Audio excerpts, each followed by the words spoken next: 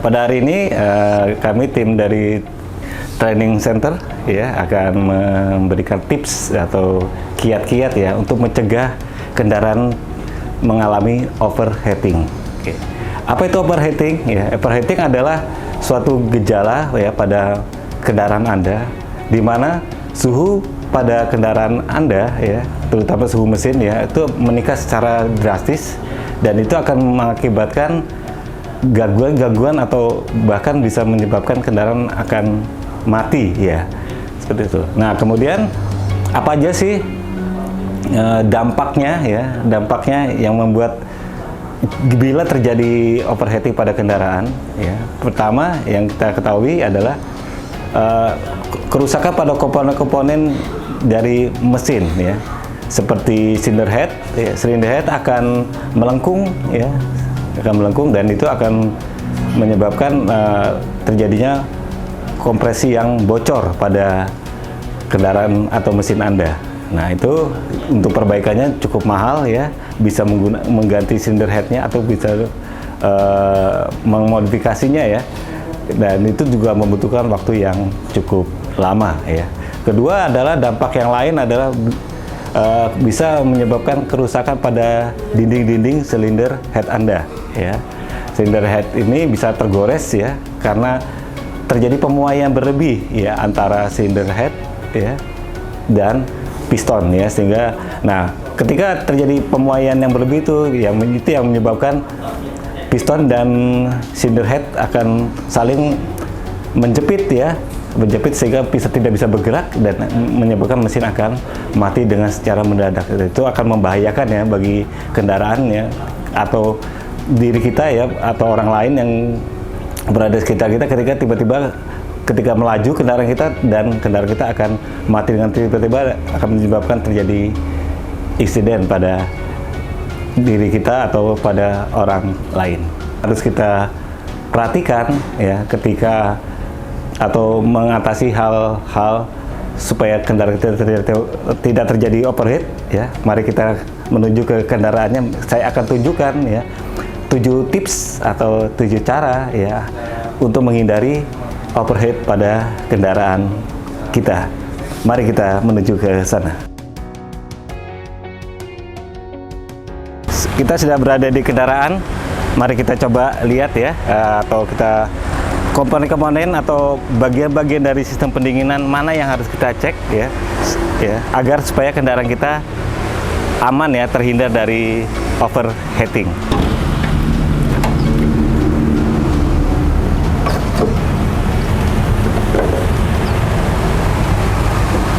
Oke, yang pertama adalah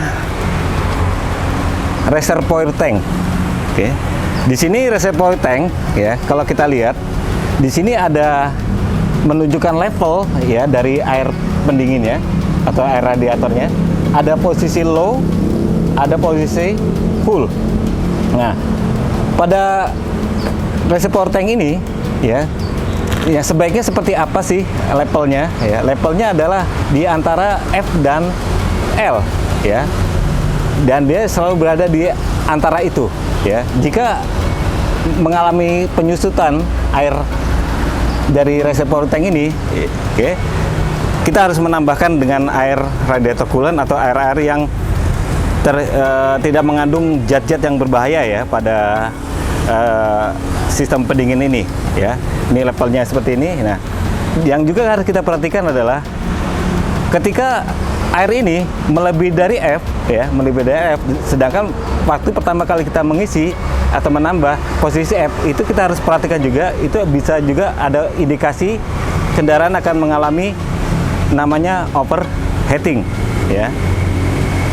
Oke, karena apa ya? Sistem dari pendingin ini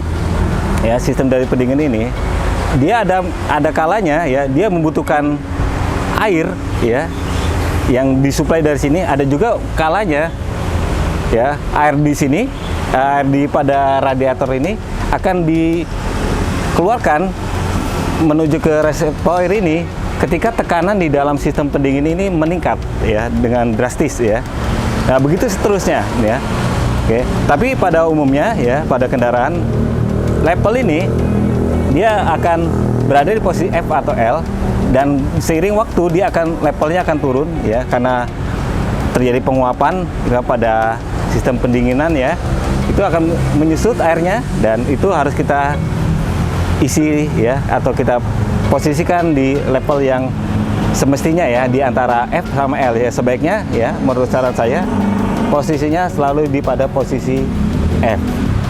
Oke, yang berikutnya adalah air radiator. Oke. Air radiator ini ya, kita bisa lihat dari kondisinya, kita bisa buka ya dari sini reservoirnya. Nah, kondisinya seperti apa ya airnya ya, masih baik atau tidak ya. Nah, biasanya kalau tidak baik ya, ditandai dengan warna yang lebih muda ya, warnanya lebih muda airnya. Oke, dan biasa juga ya airnya akan mengalami kekeruhan. Nah, air ini ya sebaiknya ya, menurut saran saya ya, itu kita menggunakan air dengan menggunakan air radiator coolant yang sesuai dengan spesifik pabriknya. Kenapa demikian ya? Karena air ini, air radiator coolant ini sudah diciptakan ya, mengandung zat-zat yang dapat membersihkan ya, membersihkan sistem pendinginannya ya. Itu yang pertama. Kedua adalah dengan adanya air radiator ini ya, dengan air radiator coolant ini, oke, panas atau titik didih dari air ini tidak seperti air yang pada umumnya pada air biasa ya. Dan saya sarankan juga jangan kita mengisi air radiator dengan menggunakan air-air yang mengandung zat-zat ya, seperti asam ya, atau zat-zat kapur ya. Biasanya yang terdapat di air-air sumur itu ya, kalau kita merebus air kan kadang langsung membentuk kerak-kerak ya pada panci kita ya. Nah, itu tidak baik ya. Itu akan bisa menyebabkan kebuntuan pada sirip-sirip pada radiator tersebut. Oke. Oke. Nah, zat-zat lain seperti zat asam itu bisa menyebabkan karat ya pada komponen-komponen daripada radiator ini atau sistem pendinginan ini ya. Ya, contohnya seperti air apa ya? Seperti air hujan. Ya, itu tidak baik ya digunakan. Nah, seandainya kita tidak ada air radiator coolant, kita bisa menambahkan atau mengisi air dengan air yang sudah sangat bersih ya, bersih. Contohnya seperti air kemasan ya, itu sudah lumayan bagus untuk kita bisa mengisikan air ini sebelum kita mengganti dengan air yang sebenarnya, yaitu air radiator coolant. Yang berikutnya adalah fan bell. Fan bell ya, yang ini ya. Fan bell ini berfungsi adalah untuk memutarkan dari sistem-sistem pada ini ya, pada kendaraan seperti alternator ya, atau yang ini adalah power steering ya. Oke, pompa power steering, dan juga dia memutarkan dari si water pump. Nah, water pump ini digunakan pada kendaraan adalah untuk mensirkulasikan ya air pendingin pada mesin ya, sehingga terjadi sirkulasi, dan sirkulasi ini akan membawa panas dari mesin ya, kemudian didinginkan ke radiator, kemudian dihisap lagi ya, ditekan lagi menuju ke mesin lagi untuk mengambil panas dari panas yang hasil dari pembakaran tersebut, kemudian didinginkan lagi, dan begitu seterusnya. Oke. Nah, fan bell ini ya, yang kita perhatikan adalah kondisinya ya. Kondisinya ya, ada yang menggunakan fan bell adjuster yang otomatis, ada yang manual. Nah, biasanya yang manual letaknya di sini ya, di area-area sini ya, untuk mengadjust dari kerenggangan dari fan bell ini. Oke. Ada juga yang dilengkap fan bellnya yang otomatis, dia ngadjust secara otomatis ya, jadi kita tidak repot-repot lagi untuk mengadjustnya. Oke. Dan dia akan ketegangannya selalu sesuai dengan keinginan dari mesin ini sendiri. Nah, fan bell ini ya, kalau kita perhatikan kondisinya harus baik ya, tidak retak-retak ya, baik sisi penampang luarnya ini atau sisi yang dalamnya ya, seperti ini ya. Nah, ini dia tidak boleh retak-retak ya, tidak boleh ada yang tergores-gores ya, retak-retak, tergores-gores atau cacat ya, akibat mungkin teriris. Nah, itu kita harus hindari ya, atau ketika kita menemukan, sebaiknya kita ganti ya dia punya fan belt ya. Karena apa ya? Tadi ya, ketika fan belt putus ya, sistem pendingin tidak bisa bekerja ya. Dan pasti dampaknya adalah engine mengalami overheating. Adalah fan atau kipas pendingin radiator ya. Fan ini ya ada dua jenis ya. Ada yang tipenya manual dan ada tipenya yang elektrik ya. Yang contoh seperti ini adalah tipenya adalah tipe mekanis ya atau tipe manual ya. Nah, apa yang harus kita perhatikan di sini ya? Nah, kipas air radiator ya tidak boleh ada yang patah ya. Salah satu kisinya yang patah ya. Ada yang seperti pecah ya atau retak ya. Kondisi kan harus baik ya.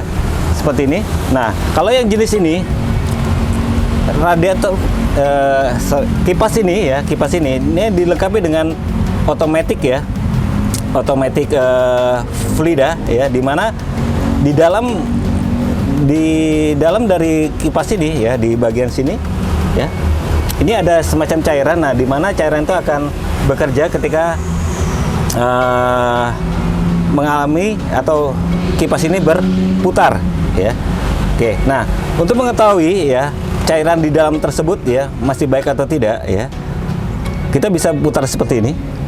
Nah, kalau dia menahan seperti ini berarti artinya masih baik ya. Tapi kalau seandainya kalau kita putar dia lancar ya tanpa ada yang menahan, berarti kondisinya ya cairan di dalam fan ini sudah tidak baik. Nah, itu bisa menyebabkan ya pendinginan di radiator tidak maksimal ya, pendinginan radiator tidak maksimal, dan terjadilah namanya overheating pada kendaraan kita ya, seperti itu. Ya. Nah, kalau yang elektrik ya, ini juga letaknya ya, ada yang posisinya di sini ya, di bagian belakang dari radiator atau di depan radiator, atau posisi tepatnya di depannya kondensor AC ini ya. Oke. Nah, fungsinya sama ya. Fungsinya sama, tetap untuk mendinginkan radiator ya, dan kondensor fan untuk kondensor ya pada ini ya, pada AC ini. Oke. Nah, pada electric fan ini ya, dia mempunyai rata-rata ya kendaraan zaman sekarang dia mempunyai dua speed ya, speed low sama speed high ya. Nah, itu juga harus kita perhatikan ya ketika dia bekerja fan-nya. Ya, caranya seperti apa kita mengetahuinya ya? Kita bisa panaskan dulu mesin ya, sesuai dengan temperatur kerja mesin ya. Biasanya kalau di model yang jarum ya, bisa saya tunjukkan di sini. Ya, yang ini ya, jarum untuk temperatur ini ya. Normalnya di posisi tengah itu temperatur kerja mesin ya, posisi tengah turun sedikit. Ya, yang seperti ini ya. Jadi posisinya tengah tapi turun sedikit. Itu yang normalnya. Oke, itu yang normalnya. Nah, ketika seperti itu ya, si fan tadi ya, itu akan secara berkala dia akan hidup ya dengan kecepatan rendah atau kecepatan tinggi ya. Oke. Kecepatan rendah atau kecepatan tinggi. Nah, itu kita perhatikan, kalau dia kecepatan hanya rendah saja, oke, berarti kemungkinannya fan ini sudah tidak baik ya, perlu penanganan lagi atau perlu pengecekan ya. Apalagi kita menggunakan AC ya, itu pasti ya fan yang high atau yang speednya tinggi itu akan bekerja secara kontinu ya ketika AC bekerja ya.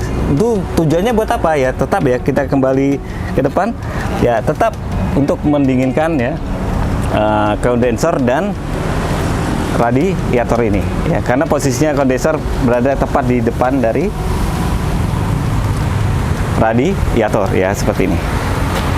Kembali ke radiator ya, Nah, radiator itu juga atau kondensor juga ya, yang untuk AC ini ya, perlu juga kita harus ngecek ya kondisinya seperti apa ya.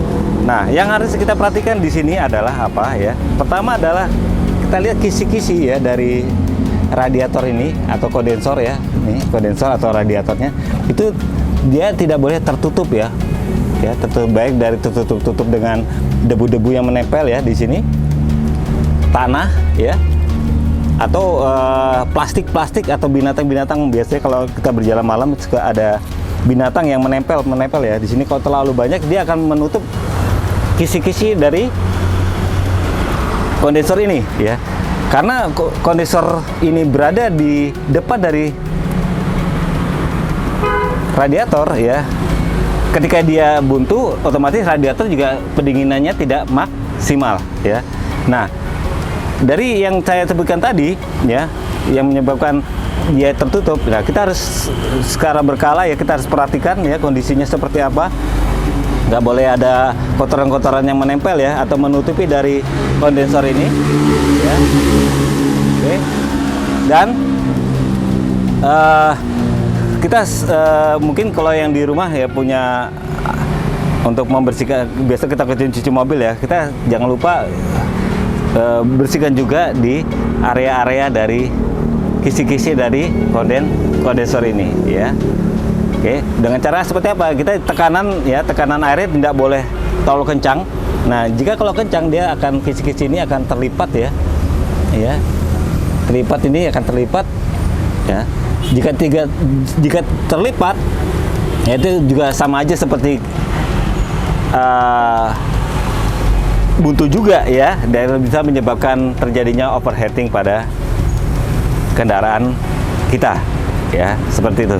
Oke.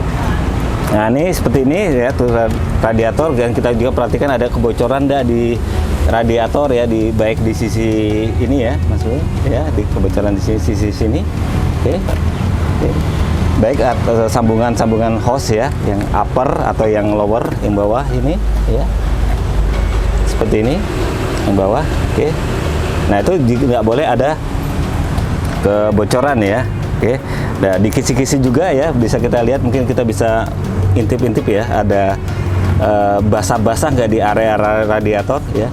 Normalnya dia tidak basah ya, tapi kalau kita temukan ada seperti semacam pulau ya atau bebekas seperti ini ya di radiatornya. Oke. Nah, ini menandakan berarti ada kebocoran halus ya pada si radiatornya. Oke. Seperti itu ya.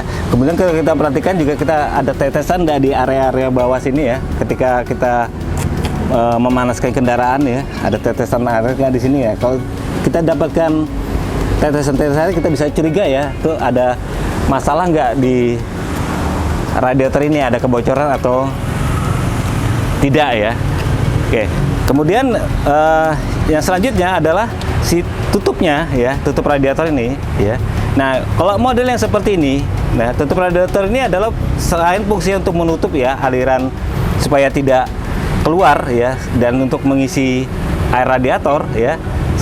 Tutup ini ada dua fungsi valve-nya ya. Pertama adalah valve pressure dan valve vakum. Oke. Nah, valve pressure adalah digunakan untuk menurunkan tekanan yang terlalu berlebih pada sistem pendinginan ini ya. Tekanan berlebih supaya apa ya? Radiator ya atau suhu di dalamnya tidak terlalu tinggi ya. Nah, air di sini akan dibuang ya, Mas Bro ya, dibuang ke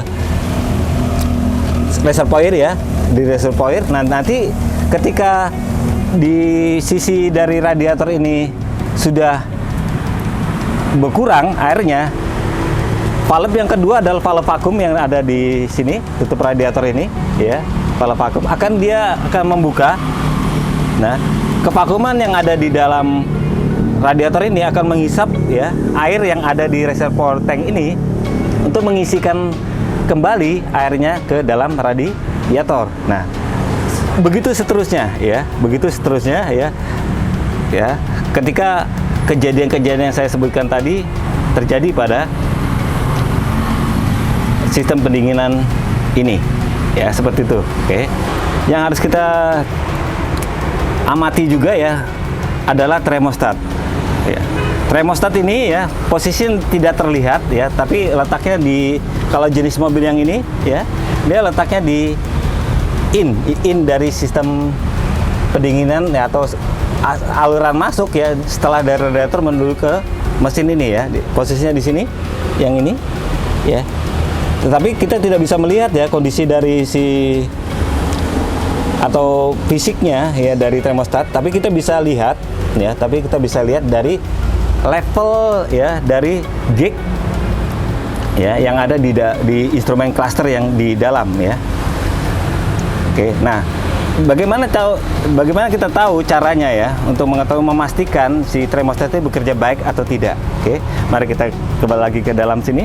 Ya, di gauge ini ya, gauge level dari panas mesin ini ya, di sini ketika termostat bekerja ya, dia levelnya pada suhu temperatur kerja ya, posisinya tengah turun sedikit ya, dia tidak naik, tidak turun walaupun kondisinya di luar itu panas atau dingin ya, dia tetap menjaga temperatur kerja mesin itu sesuai dengan temperatur kerja yang diinginkan kepada mesinnya, standarnya ya. Nah, jika kita temukan ya jarum penunjuk ini levelnya itu naik turun sesuai dengan kondisi perjalanan kita atau kendaraan kita, baik cuaca ataupun kondisi dari penggunaan kita di kendaraan ya, dengan menambah kecepatan kendaraan ya, berarti termostat tadi ya dia tidak bekerja dengan maksimal ya, kondisinya adalah posisinya terbuka terus ya, terbuka terus. Oke. Nah, begitu sebaliknya ya, ketika suhunya makin lama ya, makin meningkat, makin tinggi ya, dan menyentuh atau mendekati di high ini ya, kondisi hot ya atau panas ya seperti ini, berarti artinya bisa saja termostat itu kondisinya nggak bisa open tapi tertutup terus. Jadi sirkulasi di dalam sistem pendingin itu hanya terjadi di mesin saja, tidak sampai ke radiator untuk didinginkan airnya. Nah, itu akan berbahaya dan bisa menyebabkan overheating pada kendaraan Anda. Pada saat kita berkendara ya, sesekali ya, berapa menit sekali ya kita, atau berapa saat ya, kita harus perhatikan juga kondisi levelnya situ. Levelnya pastikan dia tidak naik dan tidak turun, dan posisinya selalu pada posisi tengah turun sedikit ya, seperti itu. Oke, tips yang terakhir adalah pemeriksaan kebocoran air pendingin ini ya. Nah, kebocoran ya di sistem pendingin ini bisa mengakibatkan volume air pada sistem pendingin ini ya, pendinginan mesin ini akan berkurang ya, dan lama-lama kan bisa aja habis ya air ini. Nah, bagaimana caranya ya? Bagaimana caranya kita mengecek ya kondisinya, apakah ada kebocoran pada sistem dari sistem pendingin ini ya? Pertama adalah kondisi dingin seperti ini, kita bisa perhatikan ya, sambungan-sambungan dari klem-klem ya, hose ini ya, di upper tank dari radiatornya ya, baik yang di radiator atau di mesin ya. Nah, di sini ya, sambungan-sambungan ini tidak boleh ada seperti semacam kayak kapur ya di area-area pinggiran sini. Biasanya kalau area radiator kalau sudah bocor ya dan ada mengalami panas dingin ya, di sini dia akan membentuk seperti kapur ya di sini ya. Nah, itu berarti kalau di sini kita temukan ya pada sambungan-sambungan ini seperti semacam kapur ya, berarti ada kebocoran ya pada sistem ini. Oke ya, di area-area sambungan ya, baik di hose juga kita harus periksa, ditutup radiator ini ya, di sininya juga tidak boleh ada semacam yang saya sebutkan tadi ya, di sini ya. Kemudian di area-area mana lagi ya, sudah saya sebutkan dari awal tadi ya, di radiator ini ya tidak boleh ada rembesan-rembesan air ya, baik di kisi-kisinya, sambungan-sambungan antara upper tank ya, upper tank ya, dan kisi-kisi ini ya yang diklaim ini ya, itu tidak boleh ada rembesan-rembesan air ya. Ini pada saat kondisi dingin, baik yang kita lihat di seperti pengecekan tadi ya, kebocoran di bagian bawah ya, tidak boleh ada tetesan-tetesan ya di area-area sekitaran dari mesin ini ya, di bawah dari mesin ya sampai ke radiator tidak boleh ada tetesan-tetesan air. Nah, keunggulan dari kita menggunakan radiator coolant ini ya, dia akan berwarna ya, dia berwarna. Nah, itu warna itu gampang terlihat ya ketika terjadi kebocoran ya. Contohnya seperti ini ya, ini gampang terlihat ya bila terjadi kebocoran ya seperti ini.